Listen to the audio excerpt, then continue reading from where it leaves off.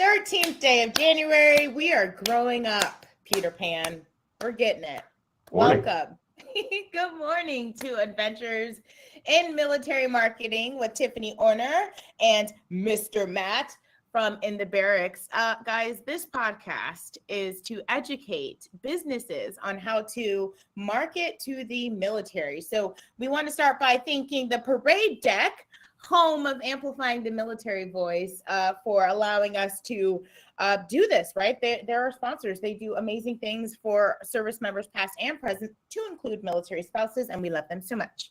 Our podcast is about 19 minutes and 47 seconds long, and that is the year that the United States Air Force was established. I'm an Air Force veteran. So with that, Matthew, quickly introduce yourself and then introduce what we're talking about today. All right. My name is Matt Gafford. I'm from The Barracks, and I approach things from a bit of a civilian standpoint, which is a little bit crazy whenever you're dealing in the military space. But I'm never going to try to tell the military what it's like to serve. Instead, I am here to help brands connect with the military, be it through sponsorship, be it through different campaigns, or based on goals and objectives of the brand.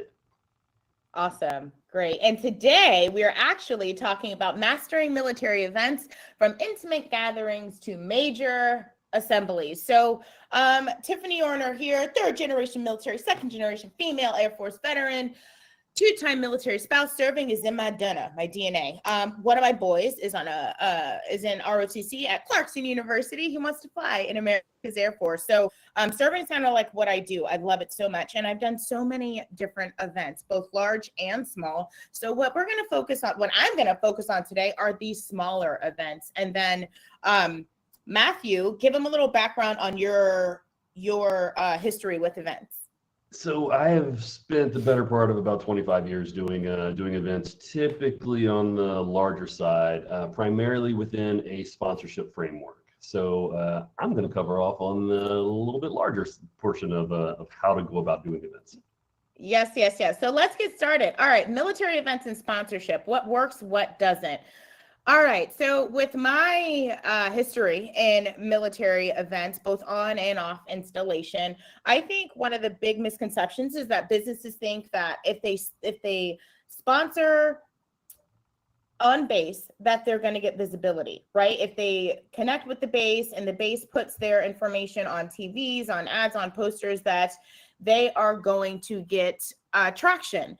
And unfortunately, I do not believe that works. TV ads on the TVs in the gym, if the commissary has it, MWR offices, they tend to have minimal engagement, and people are focused on errands and not screens. I guess my suggestion would be for those looking to sponsor, right? Not so much events, but just to get their advertising on base, would be to focus their efforts on high engagement channels, like just get more intentional. I believe it's important to, if you're going to market through sponsorship and advertising on base, have real conversations with the MWR. Make sure that your ads are going to be put in high traffic areas. And then, do your own work, right? Make sure that you throw on some QR codes so that you can track that data and the engagement. Now, Matt, what do you think about just plain old advertising sponsorships on installations, whether that be the signs or signage or TVs? I think you're right, but I think the being intentional part is what's key. And that's starting with your own goals and objectives. So if you want to introduce your brand to a military audience, and your strategy is to leverage the type of tactics that Tiffany walked us through, that's fine, as long as your goal and objective is based around awareness and not necessarily throughput of the sales funnel. Now, if you were looking for actual sales or consultations or whatever it is that your business does, then having something of a deeper engagement nature is going to drive those objectives a little bit better. So again, it goes back to the start of being intentional and looking at your own goals and objectives to start with, then designing a program with the appropriate tactics to follow. I agree 100%. And I think a good way to do that would be to engage with private organizations. So what a lot of businesses don't understand or know about are the private organizations in the military installations. Some of the private organization examples would be spouse clubs and booster clubs. Also, we have for the Air Force, there are first sergeants associations, meaning all of the first sergeants, which if you don't know what a first sergeant is in the United States Air Force, they're like the moms and dads of the military. Their main job, their mission is to make sure their airmen abide by our core values and, flourish while serving our country. And it's a special duty assignment, right? They don't have to, the military member is their job. So with that, the First Sergeants Association does a lot of different things here, specifically at Hurlburt. I know they do car washes to raise money, to put on events, to engage and support the military members under their leadership. So that's one of them. Another one is the Chiefs group. Chief Master Sergeants, that's the highest enlisted you can go. Reach out to these private organizations if they fit your demographic, right? If they fit your cohort, your avatar, whatever you want to call it, reach out to them and see how you can add value. Instead of just throwing money at the military installation, get intentional, because what that does then is it allows you to align with a private organization, potentially talk to them, come on to base, educate them on the benefits your company provides, and essentially sell to them. Also, the money that you give the private organizations go directly to a specific why. So that would be my 2 cents, our private orgs. And most of them are attached to nonprofits. So boom, tax write-off, right? Everyone loves to write off money. So that's one way. I guess, Matthew, what's another way companies can get intentional with their marketing dollars?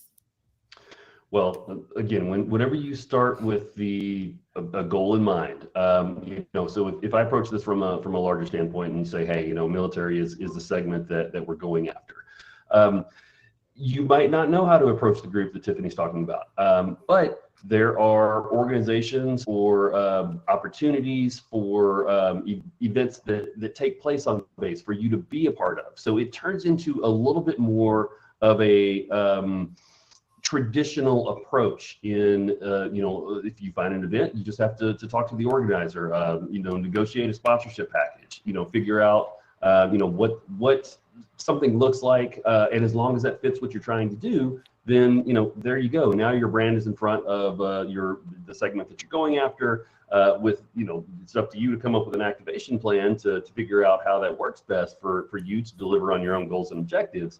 But, looking at family days or, different other planned on basis events, but, part of that is also just staying connected with the military community in your local market, depending on where that is. Now, if you don't happen to be in a location that has military installations, then now you're going at your approach to the military a little bit differently.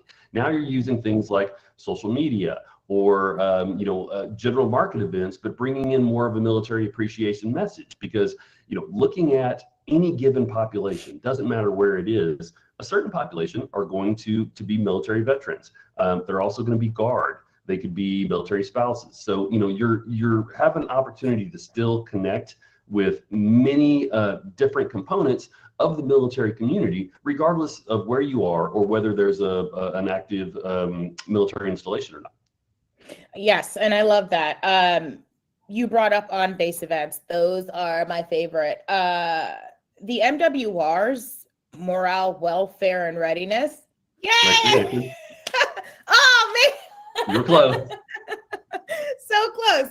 So close. So the MWRs are a good starting point. And whenever people talk about marketing on base, I tell them, whenever the MWRs give you that beautiful marketing package, right, that beautifully designed sponsorship, have a real conversation.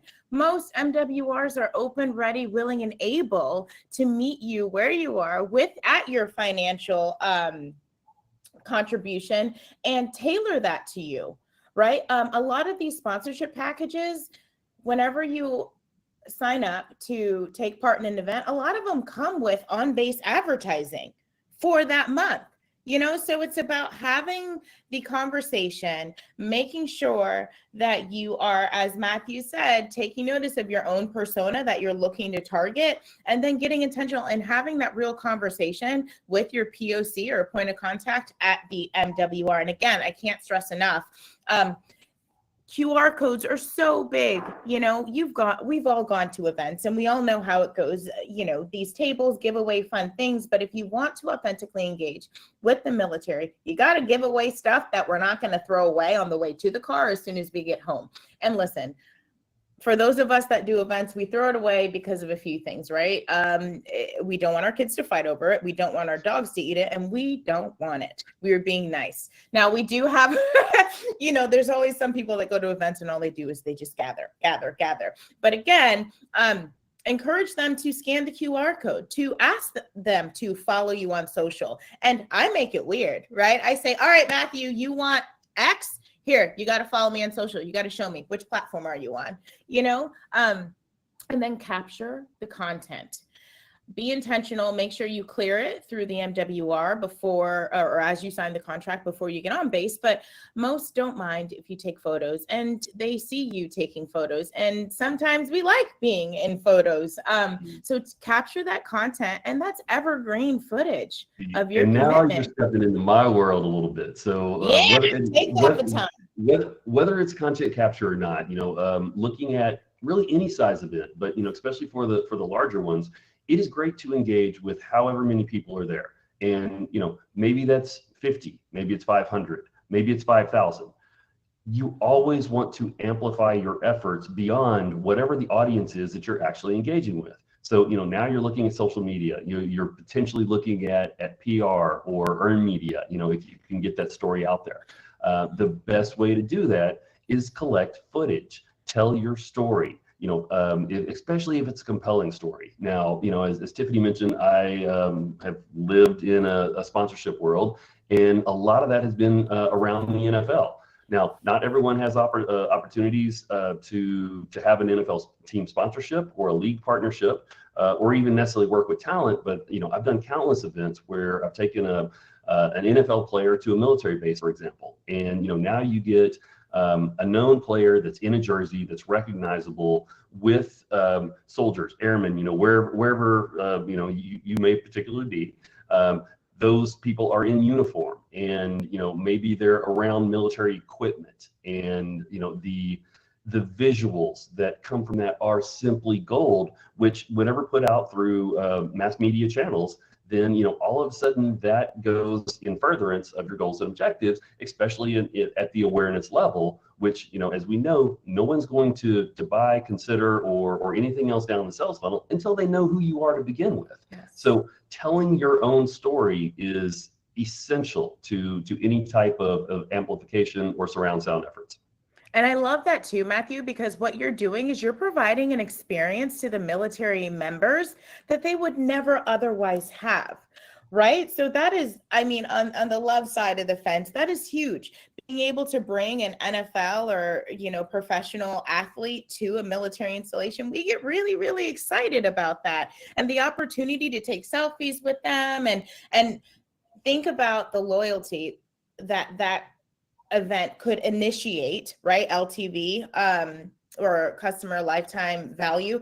But think about that. You're giving and bringing the opportunity for a professional athlete to meet the military. Like, I'm going to take notice, right? Especially if my kid loves that team or that person. Now with that, now would be the perfect time to start planning what that looks like. For those of you who know, as of 1 January, the military got a 4.5% pay raise. So that's pretty cool. But what's even more interesting is as of 1 April 2025, junior enlisted E4 and below get a 10% pay bump. So what does that mean? That means that a lot of companies are going to start, they're going to start going after the junior enlisted, right? That's welcome. That's just And if Yeah. they're not, they should, because I don't know if you know this, but military are also people, and they consume things, they spend Yeah. money, they buy things. Yes, yes. And also be intentional with how you engage with us between us being the E4, right? Between now and that time. Because guess what? Here's a fun fact. The DoD, the United States military, is having a really hard time connecting with those E4, well, junior enlisted, which technically is E6 and below, but like they're having a hard time engaging their junior enlisted sailors, soldiers, Marines, airmen, guardians. Once their day is done, they escape into their rooms or their barracks or their, off base, and they don't engage. Why? Because they're gamers, which is awesome, right? That is the way of the world. But like, if that is your target audience, 18 to 24, it's time to get intentional. It's time to reach out and engage them with authenticity and love. What is it called? You have a teenager, Twitch, right? So maybe it's engaging some Twitch influencers, right? That would add value. I don't Sure. know. Yeah, All I I know mean, is this, that, and also too, I think E5, I can't find that. I didn't put that on my little notes here, but I think on that same day, 1 April, E5 gets a 7% pay raise as well, as long as they have less than 10 years in. So it's coming, y'all. Now's the time to put your stake in the ground and establish yourself as an ally with the military market, especially our junior enlisted. Matt, anything? absolutely. Well, what it ultimately comes to, and we've said it from the start, be intentional, figure out what your own goals and objectives are, and then figure out how you're going to go about best to engage that particular group. Now, like I said, you may not have access to an NFL player, but you have access to something. You have access to your own brand story and what resources that looks like. Now, you may not necessarily be the most creative whenever it comes down to developing an activation plan, but hi, that's what Tiffany and I do. So reach out and give us a call. We can help with that. But at the end, it's a matter of introducing your brand to anyone in the military community, figuring out what it is that you want to accomplish. We help build the activation plans for you. We look at maybe on-base events are the right move. Maybe they're not. There's not a one-size-fits-all solution to connecting with the military at any given point. So it's a matter of working with the subject matter experts. Hi. And ultimately working toward within a budget that you have, based on your own goals and objectives. Agreed. And, Matt, you brought up another good point. You may not have access to military installations, but if you don't know if your employees are veterans or military spouse employees, you may have gold right on your payroll, right? Start having the conversations with them. Start highlighting them on your social media platform. Share their story, some of their trials and tribulations, especially if you have military spouses. That is huge. Let's take advantage of that in a beautiful way by amplifying their struggles, their, obviously the pains and pitfalls, but like some of the fun stuff about being a MILF spouse. But, I always encourage people to look at what you got before you start going abroad. And then let's get intentional with taking care of those veteran and military employees and getting mindful in some of the things that, we went through. So I think, yeah, I feel good about this one, Matthew. This is a really, really good one. Well, if you didn't pick it up, Tiffany's quite passionate whenever it comes down to on-base events. So Yeah. Anyway, and the other way to look at it is, yes, your brand has goals and objectives, but those goals and objectives are going to work, or you're going to see better results in ROI whenever those tactics actually benefit the military and bring some value to their own lives, and that's going to strengthen the relationship that you have with the military community, and so on until they become advocates for your brand. Agreed. And one final thought from me: don't come with pens and koozies. Instead, reach out to Tiffany and find a way to bring diapers and pull-ups and soaps and stuff that can actually add value to the military member. All right, that's it, Matt. We're running out of time. Thank you for joining me again today. That's it, right, Matt? Love it. You're welcome. All See you right. next You're week. welcome for my service. See y'all next week. Bye.